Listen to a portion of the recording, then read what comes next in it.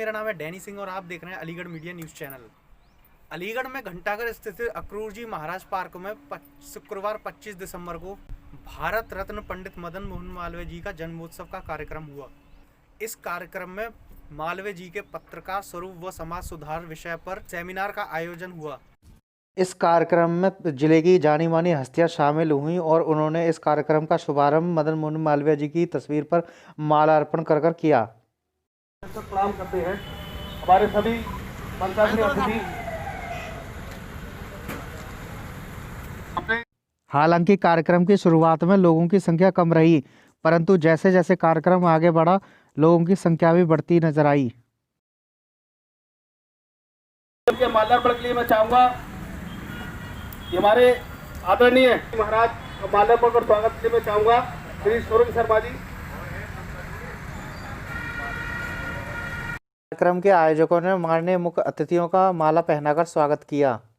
उनकी लेखनी आज अलीगढ़ में बहुत परिवर्तन ला दिया है। जागरण के राज नारायण जी ने कहा कि समाज में परिवर्तन लाने के लिए आध्यात्मिक ज्ञान की अहम भूमिका है। भारतीय शिक्षा और संस्कृति के प्रति हमें समर्पण भाव से काम करने की आवश्यकता है। पंडित मदन मोहन मालवीय जी के बारे में उन्होंने क्या कहा, आइए देखिए।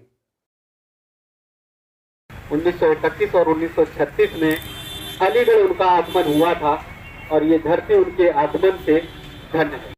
जैसा कि हम सभी जानते हैं कि पंडित मदन मोहन मालवीय जी का शिक्षा और समाज के प्रति बहुत बड़ा योगदान रहा है।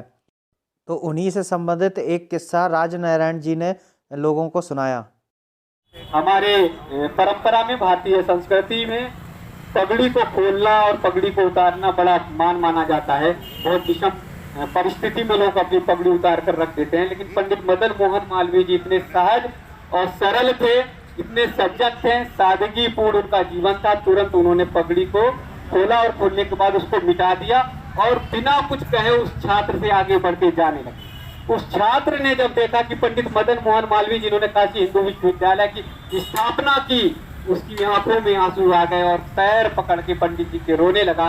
तो उन्होंने उठाया उसको और पंडित मदन मोहन मालवीय ने कहा कि तुमने उस दीवार पर जो है खरोच नहीं लगाई, मेरे दिल पर खरोच लगाई।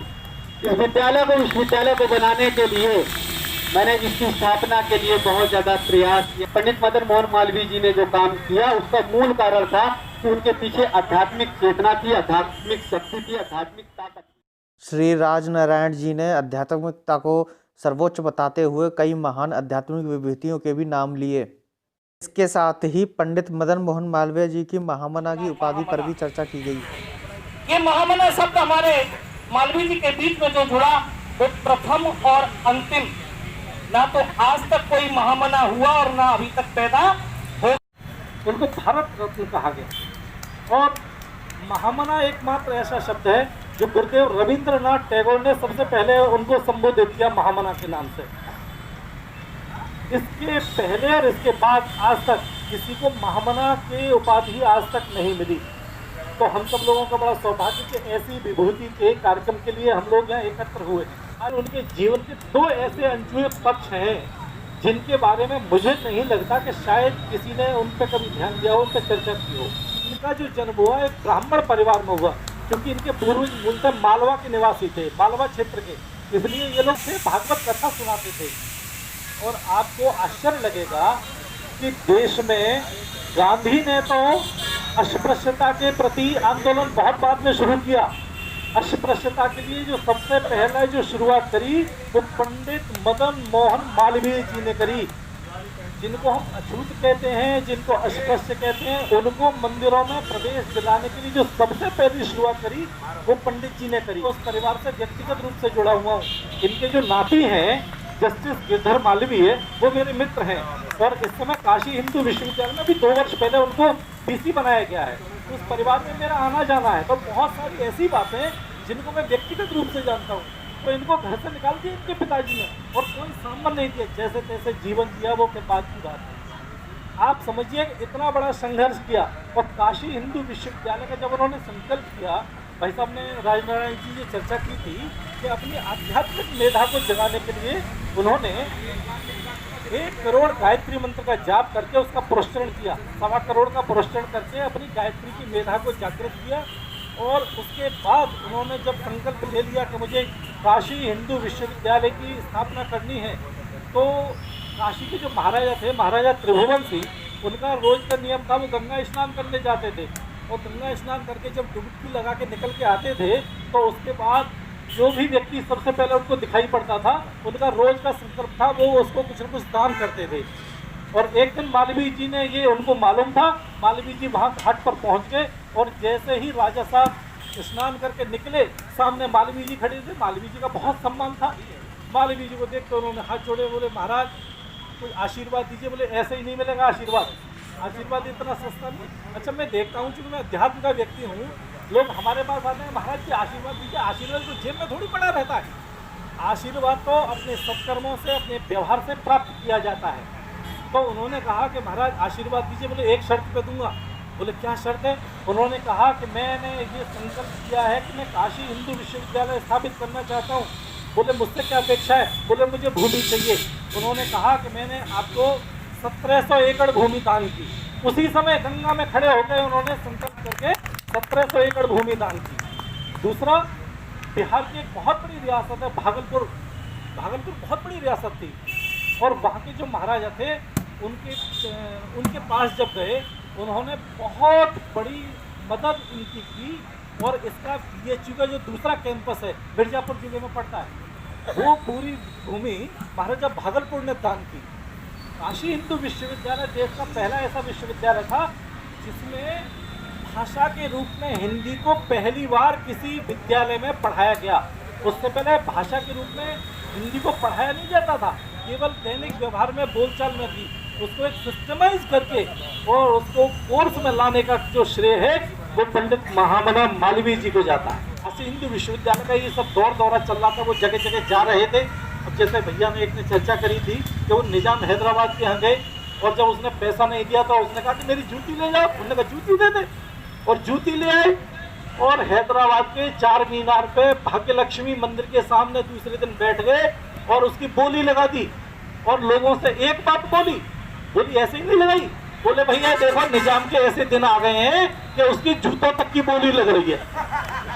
और जब ये बात निजाम तक पहुंची, बिल्कुल आ गया और थोड़ा हुआ आया। बोले महाराज क्या कर रहे हो? बोले मैं क्या कर रहा हूँ, तूने जूती दी थी। उन्होंने कहा महाराज गलती हो गई। बड़े सम्मान के साथ घर ले गया और 10 लाख रुपया, उस जमाने में 10 लाख रुपया दान किया। उसी दिन से ये कहावत बनी कि मियाँ की जूती मियाँ के सिर। उस दिन से ये कहावत बनी। दूसरी घटना आती है, एक बार नवाब रामपुर के यहाँ चले गए और नवाब रामपुर ने भी यही व्यवहार किया। उन्होंने मांगा, उन्होंने कहा भैया कुछ नहीं मिलेगा। उन्होंने कहा ऐसे कैसे हो जाएगा? बोले कुछ नहीं मिलेगा। तो दूसरे दिन तो जब वो महल से लौट के आ रहे थे तो उन्होंने देखा कि एक शव यात्रा जा रही थी और शव यात्रा में लोग फूल बरसाते हैं, पैसे फेंकते हैं, मखाने फेंकते हैं, और वो शव यात्रा में रुक के उन पैसों को बटोरने लगे।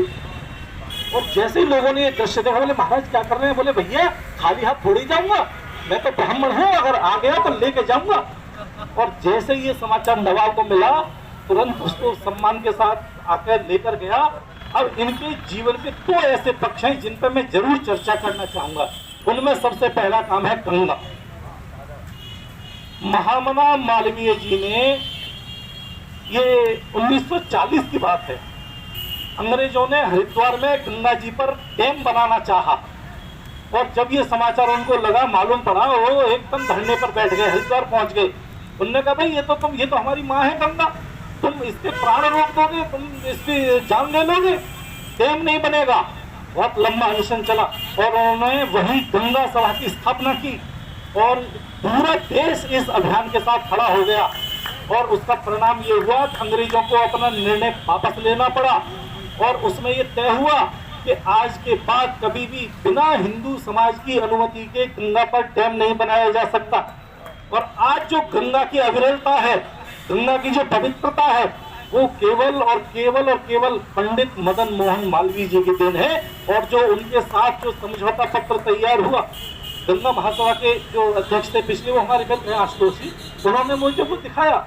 उसमें ये स्पष्ट लिखा हुआ है कि गंगा में हर समय 40% जल, शुद्ध जल जो सीधा प्रवाहित होकर आ रहा है, 40% जल शुद्ध रूप से हर समय गंगा को मिलेगा। आज जो हर की पेड़ी पे जो गंगा जल आ रहा है, वो पंडित मदन मोहन मालवीय जी की देन है।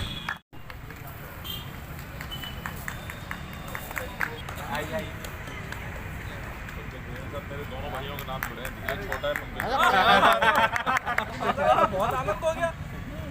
राजनाथ जी मेरे बहुत प्रिय है। 1000 बालिकाओं को जो नए सत्र से संस्कार की शिक्षा देंगे। बहुत अच्छा।